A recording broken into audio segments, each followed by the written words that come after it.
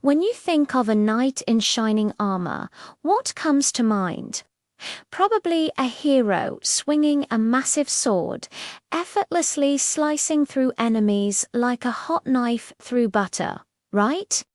Well, Hollywood has been feeding us a fantasy. Today, we're going to shatter those movie myths and dive into how knights actually used their weapons on the brutal medieval battlefield. Get ready, because the reality is far more technical, gritty, and fascinating than you could ever imagine. First, let's talk about the star of the show, the sword. In movies, knights often wield these gigantic two-handed greatswords with one hand, swinging them around wildly. That's just not how it worked. The most common sword for a knight was the arming sword, a one-handed weapon. It was light, fast, and incredibly versatile. It wasn't about brute force. It was about precision. The primary goal wasn't to hack through plate armor, that's nearly impossible. Instead, a knight would use their sword like a can opener, targeting the gaps in their opponent's armor. The armpit, the groin, the neck, the visor slit, these were the weak points. A fight between two fully armored knights was more like a high-stakes fencing match than a slugfest. It was about finding an opening and delivering a quick, fatal thrust. Swords were also used for more than just stabbing. The pommel, that heavy knob at the end of the hilt, was a weapon in its own right. In close quarters, a knight could smash an opponent's face with the pommel, dazing them or even breaking bones. This move, called a mordehau or murder stroke, involved gripping the blade and using the hilt like a mace. It was a brutal but effective way to deal blunt force trauma through a helmet. The crossguard could also be used to hook an opponent's limbs or weapon, creating openings for an attack. A sword was a complete weapon system, not just a blade. But what if you were facing an opponent in full plate armor and couldn't find a gap? That's when you'd reach for a different tool. Knights were walking arsenals, and they always had a backup. Enter the warhammer and the mace. These weren't the clumsy, oversized mallets you see in fantasy games. A real warhammer was a masterfully designed piece of engineering.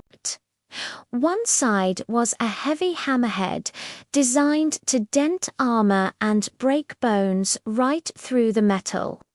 A powerful blow could concuss an enemy, shatter a limb, or crush a joint, rendering them useless even if the armor wasn't breached. The other side often had a sharp, curved pick called a beak. This was the armor-piercing tool. It concentrated all the force of the swing into a tiny point, perfect for punching through a helmet or breastplate. It was a devastating weapon that required skill to wield effectively. The mace operated on a similar principle, using heavy flanges to deliver crushing blows. Against plate armor, blunt force was often more effective than a cutting edge. Now, let's talk about the long-distance game. Before closing in for hand-to-hand combat, knights often fought from horseback, and their weapon of choice was the lance. Movie jousts often show lances shattering dramatically on shields. While this did happen, especially in tournaments, the lance's primary purpose in battle was deadly serious. It was a 12-foot-long spear designed to be a one-hit kill weapon. A knight would couch the lance under their arm, bracing it against their body and using the full momentum of a charging warhorse to drive its point into an enemy. The impact was immense, capable of punching straight through a shield and armor and unhorsing an opponent with catastrophic force. A successful lance charge could break enemy formations and decide the course of a battle before the swords were even drawn. But once the lance was used either by breaking or dropping it after impact it was done, that's when the knight would draw their secondary weapon, like their sword or mace, and get to work. Another weapon you might not associate with the classic knight image is the poleaxe. This was the undisputed king of infantry combat for men at arms. Imagine a long pole, about 6 feet long, with an axe head on one side, a hammer or spike on the other, and a spear point on the top. It was the medieval equivalent of a Swiss army knife for killing. You could use it to chop, to thrust like a spear, to bludgeon with the hammer, or to hook an opponent's leg and trip them. The length of the poleaxe gave its wielder reach and leverage, allowing them to keep enemies at a distance and deliver incredibly powerful blows. In a one-on-one duel between two armored fighters on foot, the poleaxe was often the weapon of choice because of its sheer versatility and effectiveness against armor. And we can't forget the humble dagger, specifically the rondel dagger. This was a knight's last-ditch weapon. It had a long, stiff, needle-like blade designed for one thing: stabbing through armor gaps. In the chaos of a wrestling match on the ground, when larger weapons were useless, a knight would try to pin their opponent and slip the rondel dagger through their visor, into their armpit, or any other weak spot. The large, round guards, the rondels, protected the user's hand and helped them apply more force to the thrust. It was an up-close, personal, and terrifying way to fight.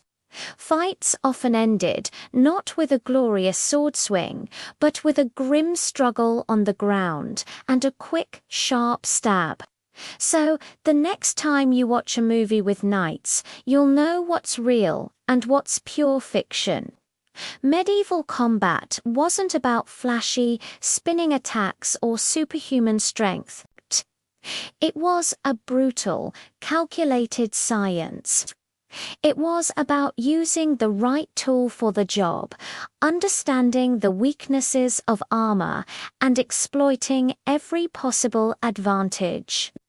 Knights were highly trained, professional soldiers who mastered a wide array of weapons. Their fighting style was a deadly martial art. A complex system of grappling, striking, and blade work that is far more impressive than any Hollywood choreography. The reality of the knight in battle is a world of tactical thinking, brutal efficiency, and the cold, hard physics of breaking steel and bone. Thanks for joining us on this deep dive into the real world of medieval warfare.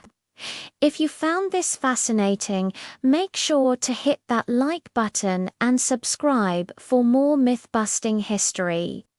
Let us know in the comments which weapon you think was the most effective. See you next time.